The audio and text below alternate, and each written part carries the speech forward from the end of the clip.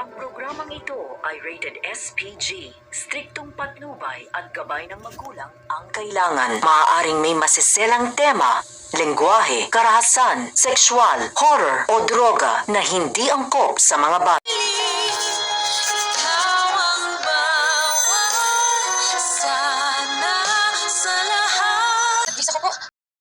Dumating na nga si Annalyn sa hospital pero bigo ito siya na makita ang kanyang tatay.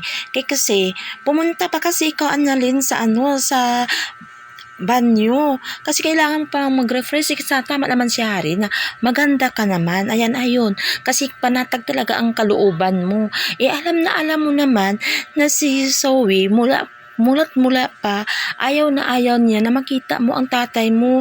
Sana nilagay mo sa sa utak mo na yun, na huwag ka magtiwala kay Zoe. Ayan, ngayon, na na isahan ka na naman ni Zoe at hindi mo alam na itinakas nila si tatay mo at nagbayad pa sila ng tao para makahiga doon sa may higaan ng tatay mo para ma-delayed ka. At nakikita naman yun ni Moira nga Burelda nga maldita na demonyeta na ang taas ng ngisi ng bunganga niya kasi bigo ka na naman.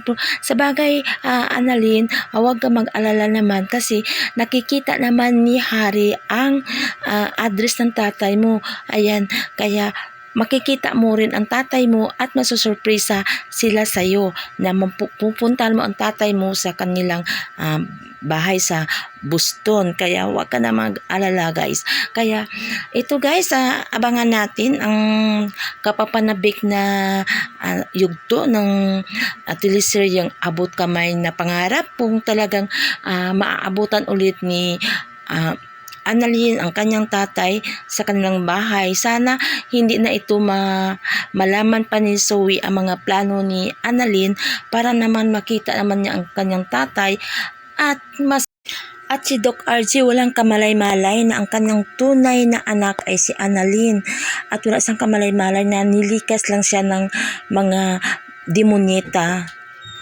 Inuuto-uto lang kasi ni Zoe si Doc RG. Kaya si Doc RG naman napauto. Siyempre hindi natin masisi si Doc RG kasi hindi pa niya naalala ang lahat na nangyayari.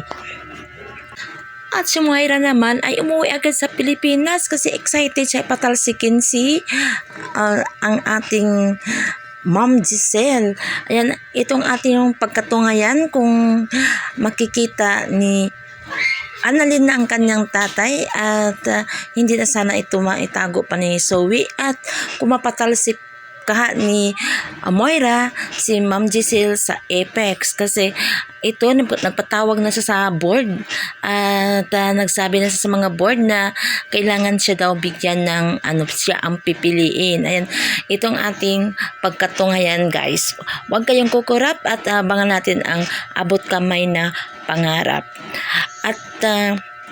At kung bago lang kayo sa aking channel, please naman i-like ninyo, i-share at mag-comment kayo kung ano inyong saloobin at don't forget to subscribe my channel at i-hit ang notification bell para sa latest ko nga mga upload.